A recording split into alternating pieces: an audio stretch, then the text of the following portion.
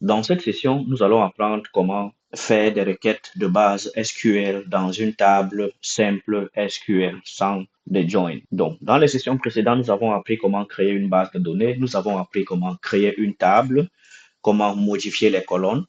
Mais cette fois, aujourd'hui, nous allons apprendre comment exécuter des requêtes sur une table existante pour pouvoir extraire les informations de la table. Nous allons apprendre comment extraire les informations d'une table en utilisant les requêtes SQL.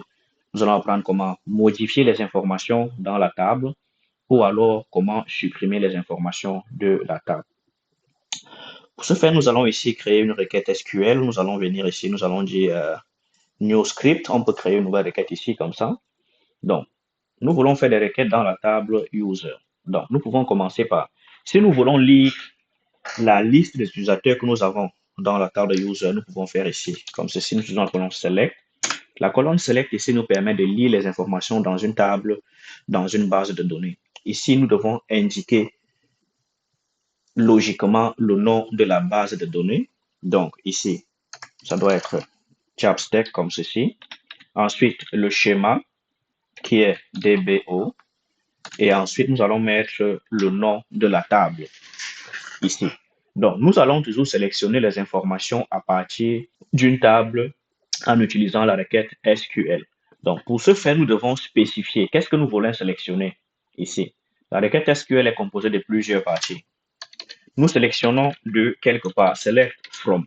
Donc, ici, normalement, nous pouvons ici mettre tout simplement select all. Donc, si on met select all, nous allons pouvoir sélectionner la liste de tous les utilisateurs que nous avons dans la base de données et nous allons sélectionner toutes les colonnes. Donc, le étoile ici signifie toutes les colonnes dans l'ordre qu'elles sont spécifiées ici.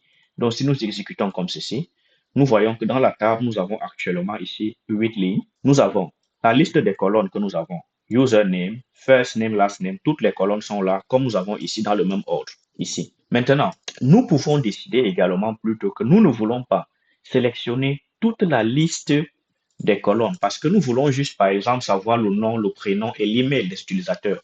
Nous n'avons pas besoin forcément de savoir parfois le jour qui a été créé ou alors son numéro de téléphone. Donc, si notre requête a juste besoin de savoir le nom, le prénom et l'email de l'utilisateur, dans ce cas, nous allons ici utiliser une autre requête qui va être toujours select, mais cette fois, nous devons spécifier qu'est-ce que nous voulons. Nous allons dire ici. Donc, je vais mettre ici from. Donc, from ici, je vais mettre Chapstack ici. Je mets point .dbo que voici. Et ensuite, point .users. Voilà. Nous sélectionnons toujours de la table user, mais cette fois, nous allons sélectionner les colonnes first name, last name. Nous allons dire ici. First name, last name, virgule, email. Voilà. Ici, si on exécute cette commande maintenant, nous voyons que nous avons extrait uniquement les informations dont nous avons besoin. Nous n'avons pas besoin de lister forcément, de sélectionner toutes les informations de la base de données, mais nous pouvons sélectionner uniquement ce dont nous avons besoin. Ça, c'est la deuxième chose. La première chose, nous pouvons sélectionner toutes les colonnes. La deuxième chose, nous pouvons spécifier la liste des colonnes. Généralement, en spécifiant la liste des colonnes, les requêtes sont plus performantes parce que nous ne sélectionnons pas tout ce dont la base de données contient. Donc, ça, c'est la deuxième requête que nous pouvons faire.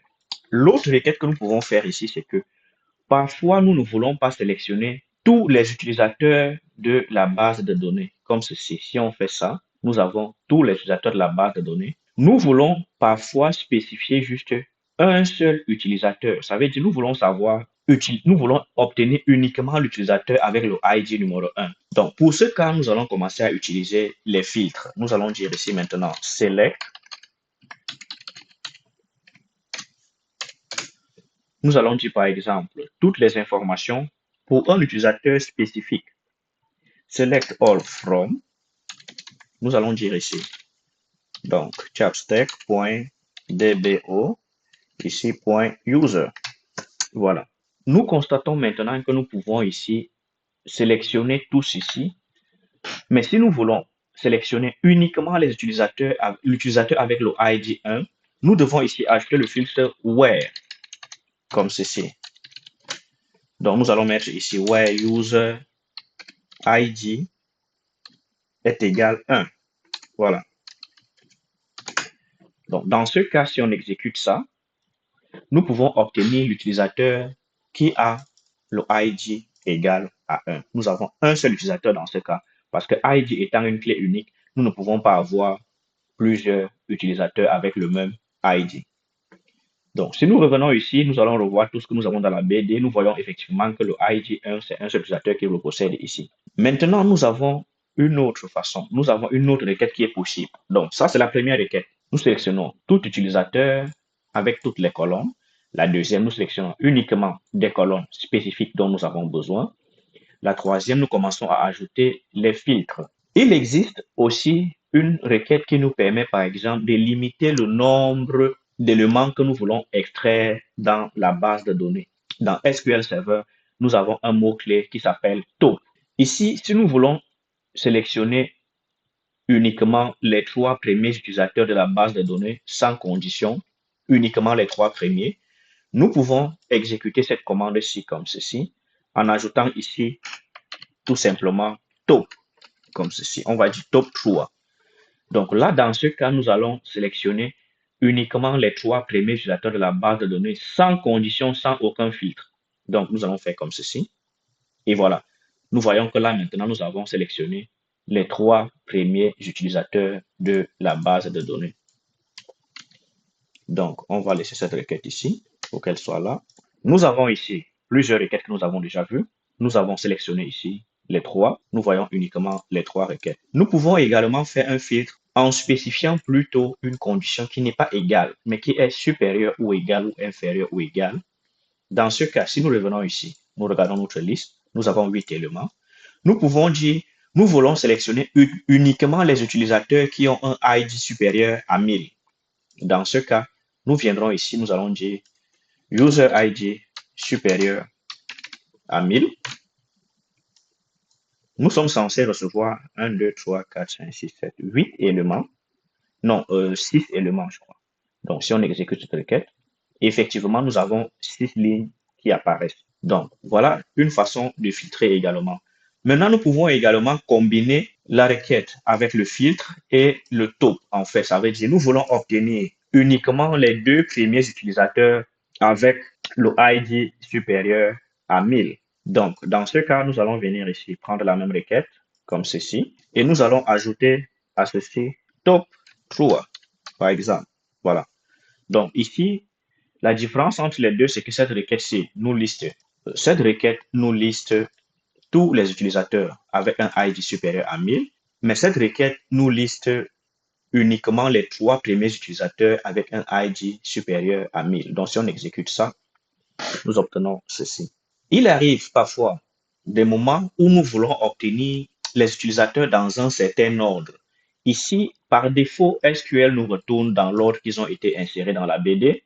Ça veut dire que si on fait ceci, nous voyons toujours que le premier élément se trouve ici en haut.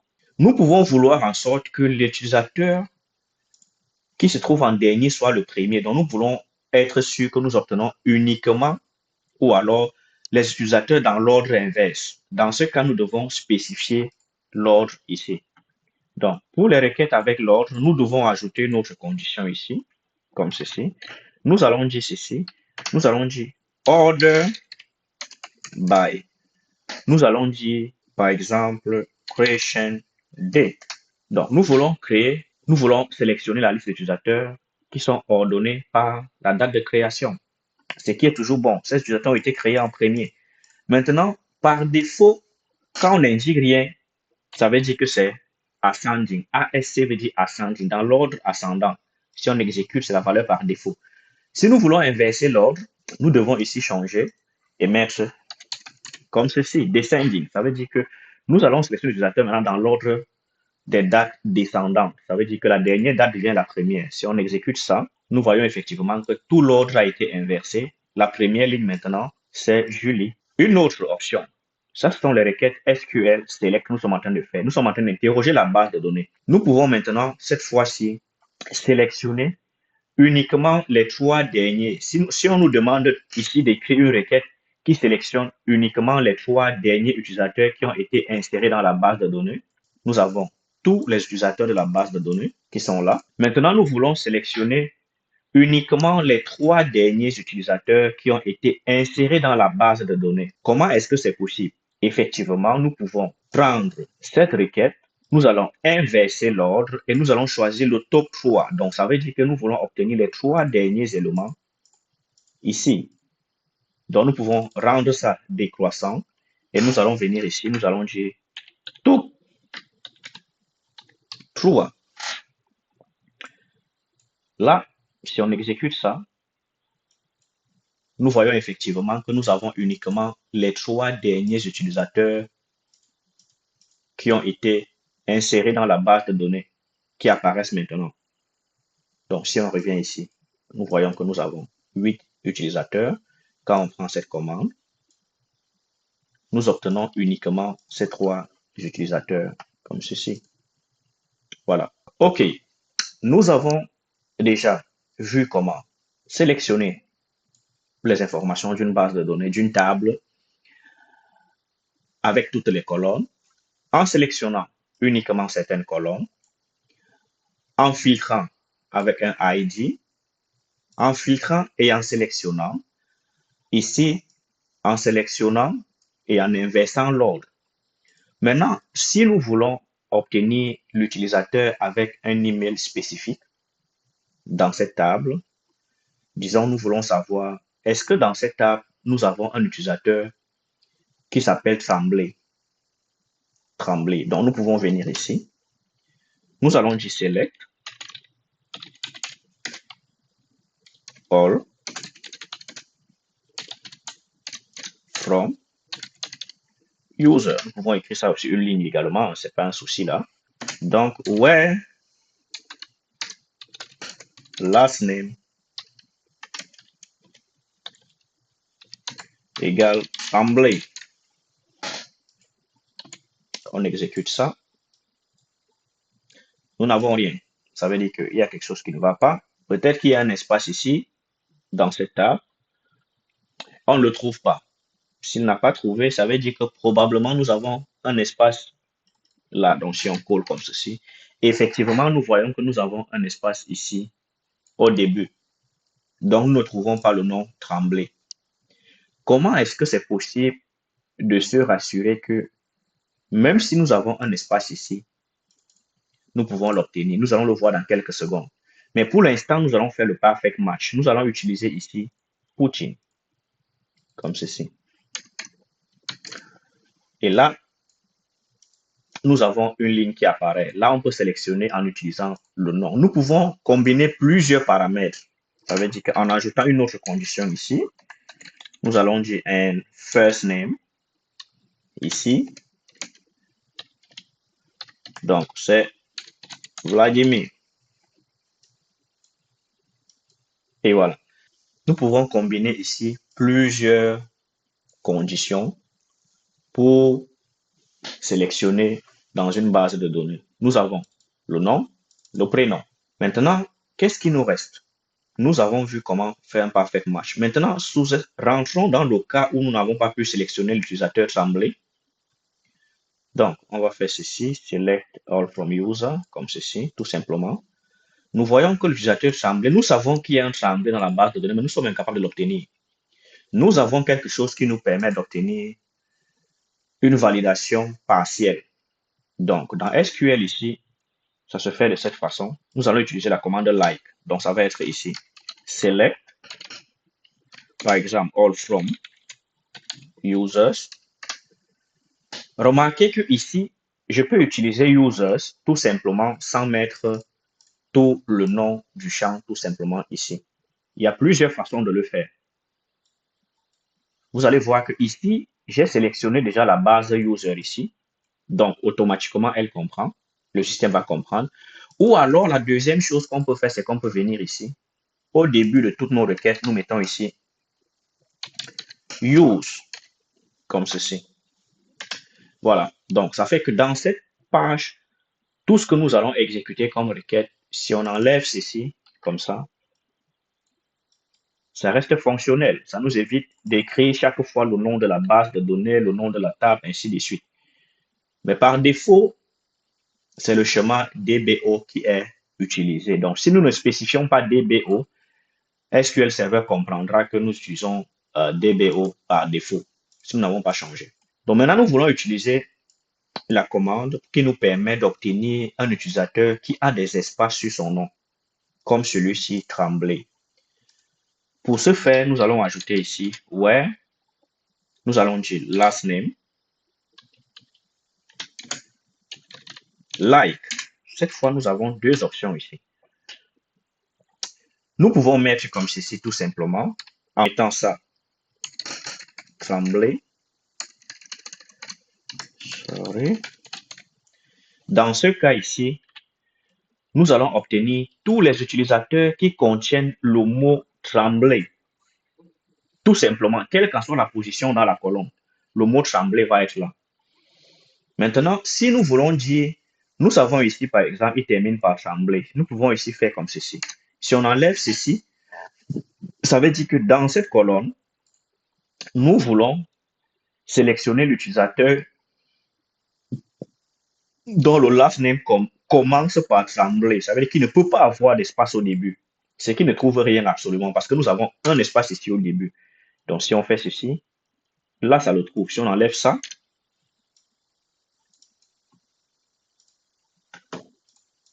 comme ceci, il ne trouve plus du tout. Maintenant, nous avons, en mettant comme ceci, avec le pourcentage au début et à la fin, nous indiquons ici au SQL Engine que nous voulons sélectionner tout utilisateur qui a le mot Tremblay quelque part dans le last name. Quelque part, ça peut être au début, ça peut être au milieu, ça peut être à la fin. Maintenant, si nous voulons être sûrs que nous utilisons uniquement des utilisateurs dont la colonne last name termine par Tremblay, nous allons enlever ceci. Ici. Dans ce cas, ça veut dire, quel qu'en soit ce que nous avons au début, la colonne doit se terminer par Tremblay. La colonne du last name, nous allons exécuter comme ceci. Et nous voyons que nous trouvons effectivement notre utilisateur Tremblay qui est là. Donc, nous pourrons faire pareil pour l'email. Nous allons mettre ici email.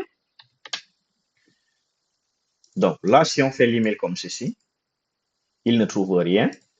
Donc, avec l'email également, si on fait comme ceci, l'email, nous avons Tremblay dans email, mais Tremblay se trouve au début.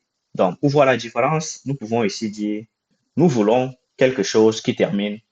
Nous voulons tous les utilisateurs dont l'email termine par .ca, par exemple. Là, nous avons un seul utilisateur. Donc, si nous voulons savoir tout utilisateur dont l'email termine par .com, et voilà, tout ce dont l'utilisateur termine par .com, nous avons 6 utilisateurs. Maintenant, si nous voulons savoir tous les utilisateurs dont le domaine contient mail, par exemple, ici, nous allons mettre ici comme ceci, mail et %. Donc, là, le domaine, c'est mail. Nous voulons tous les utilisateurs dont le domaine de l'email, c'est mail. Nous faisons ça. Et voilà, nous avons tous ceux qui ont un domaine mail dans la colonne email. Voilà en fait une introduction brève de la commande select dans la base de données SQL. Nous avons vu comment sélectionner toutes les colonnes, comment sélectionner certaines colonnes, comment filtrer, comment faire des filtres approximatifs, comment faire un filtre avec exactitude, des conditions qui sont exactes, des filtres approximatifs like, début, fin. Nous avons également une possibilité de changer le nom d'une colonne quand nous la sélectionnons ici. Nous pouvons dire ici, nous avons l'instruction as, nous allons dire ici select, je préfère que ce soit comme ceci, select, par exemple. Donc ici, je vais d'abord mettre le nom de la table, ça va être plus facile. From user, donc je mets first name, as name,